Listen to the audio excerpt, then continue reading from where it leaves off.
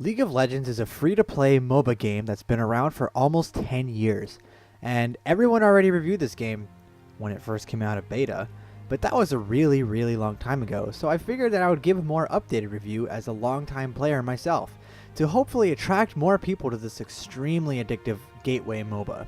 In Pixel per Pixel, I split a game into separate categories and review them accordingly. This is to prevent any confusion and give a little more cohesion to these videos. With that being said, we're going to focus on gameplay, barrier to entry / learning curve, community, and esports culture and community. Now with all the introductions out of the way, let's get on with the gameplay. League of Legends is a team-based MOBA game, or multiplayer online battle arena, in which you pick a hero, or a champion, and choose between 3 lanes in a jungle area. Top lane is suited for tanks and bruiser type champions. Jungle is more for isolated champions. Their main goal is to secure objectives and help their ally champions get ahead. Mid lane is more for mages and assassins and it's a solo lane. Bottom lane is a duo lane that's more for the ranged DPS type carry champions and their healer support type champions. You and your opposing champion will try to kill as many creep or minions as possible to earn gold, powering up your champions with items and trinkets in order to take objectives and enemy towers. The game is won when you destroy your enemy's nexus at the center of their base. Standing in your way are 11 towers and 3 inhibitors, and of course, enemy champions. When these inhibitors are destroyed, your base spawns buffed up super minions that can demolish towers if left unchecked. That's the game in its most basic definition, and you'd think that this formula being repeated over millions of hours across the globe would get really boring really fast, right? Wrong!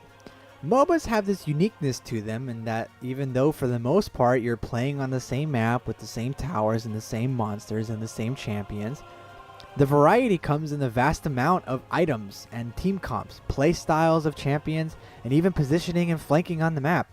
There's very few times where even though you played on the same map, you feel like you played the same game. It just doesn't happen. The variety makes this game, at the very least, different every time you play it. It's an incredibly addictive formula, honestly, and you'll have yourself saying, just one more game constantly, and then the next thing you know, it's 8 AM and you're 2 hours late for work. However, if playing 25 to 45 minute farm fests to team fighting isn't really your style, League of Legends offers 3 more game modes. ARAM, which is all random, all middle, Twisted Tree Line, which is a 3v3 map, and a rotating game mode for even more variety. ARAM has you randomly select a champion and going down one lane and just fighting. So if that's your style, then you'll love ARAM because those games go by in 10 to 20 minutes. Real quick. Twisted Tree Line is like Summoner's Rift, but just shorter and smaller.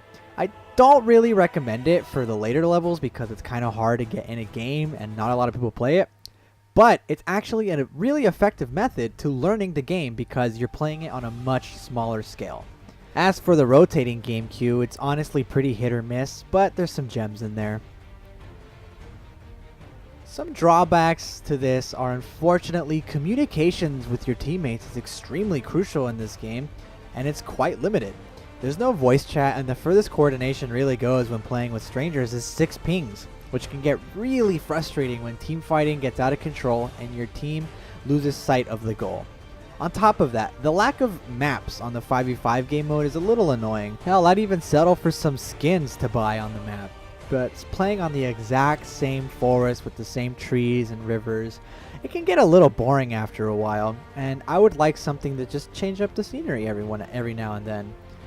Another issue is not necessarily with the game, but it's almost impossible to try to truly judge the length of a League game. It can range from 15 minutes to 95 minutes and sometimes even longer. So if that's not really your style, I would say stick to ARAM because it's a lot quicker and a lot more action-packed. Overall, League is really fun and addictive gameplay-wise with some slight annoyances here and there, but honestly it's nothing too bad or distracting. The game does have microtransactions though, but to be fair, it's purely cosmetic and has nothing to do with the actual game, so there's no pay-to-play players or premium content that can get you ahead in the game, except for the minor EXP boosts for your account. The barrier to entry / learning curve of this game can be easily summed up as easy to learn but hard to master. League of Legends is one of the more accessible MOBAs out there with easy to learn mechanics but are tough to execute every single game.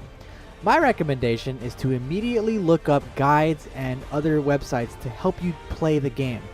Trust me, you're going to thank me later.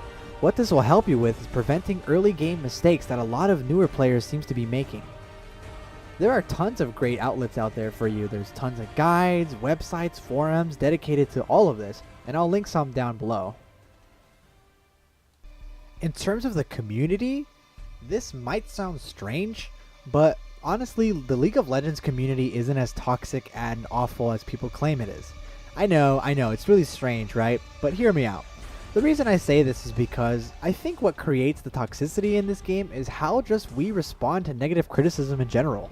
We don't typically like to be criticized, and it's especially apparent in video games. We see our play as good enough to the point where we'll fight back or defend ourselves whenever someone says something otherwise. Now, that doesn't mean that there isn't trolls or awful people in chat too, because there is, but for the most part, as long as you ignore their comments and don't let them get to you, you'll be just fine. In terms of forums to visit for League of Legends related discussion, I would highly recommend you go to r/League of Legends. The reason why I say this is because they have a very active daily subreddit that almost has 1 million followers. They post esports discussions, patch discussions, general questions for the fans, polls, and hilarious League related videos.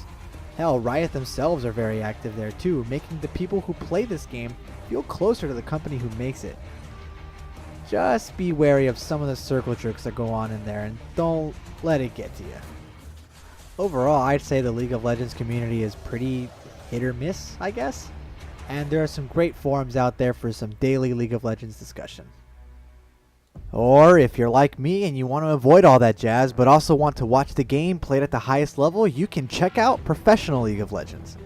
Weekly matches for the spring and summer seasons called LCS in North America and Europe, and leagues pretty much all over the world in Korea, China, Taiwan, Turkey, Vietnam, Brazil, etc. There's also a few international tournaments sprinkled in between, like the Mid-Season Invitational and the World Championships. While in its infancy compared to other sports, there's already been some legendary moments. He's trying to do it, but meanwhile they're in the base. Yellowstar's trying to defend them in the base. Peke's trying to take the Nexus down.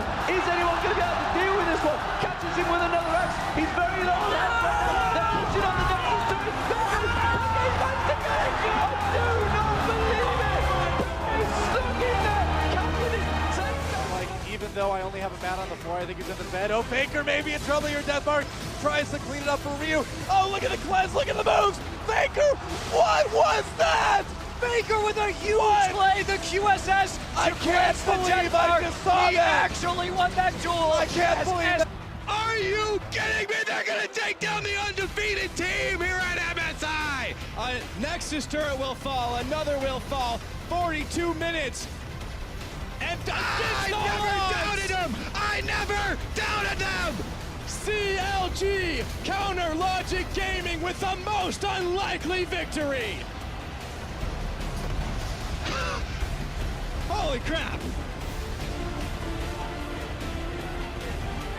The silence is...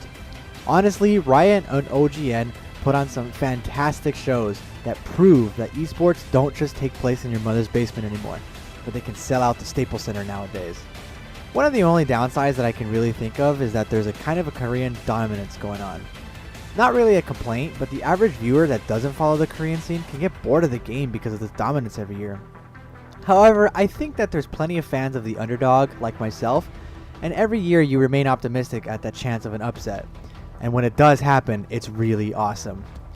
Another complaint is that there's no new player-friendly streams for regular season games or the World Championships, so that makes it a bit inaccessible for newer players that just want to watch the sport and not so much play the game. But I gotta say, after 2 or 3 games, you'll start to get the hang of it. Overall, the esports scene for this game is probably one of its most appealing features, not only because of its production quality, it's also entertaining and can be informative in teaching newer players the more advanced mechanics of this game. In conclusion, League of Legends is a fantastically fun game with a hit or miss community behind it. It's easy to pick up with some complex mechanics to learn, making it difficult to truly master. I feel it's a great introduction to MOBA games in general and has a fantastic esports scene behind it. I definitely recommend that you install this game and check it out.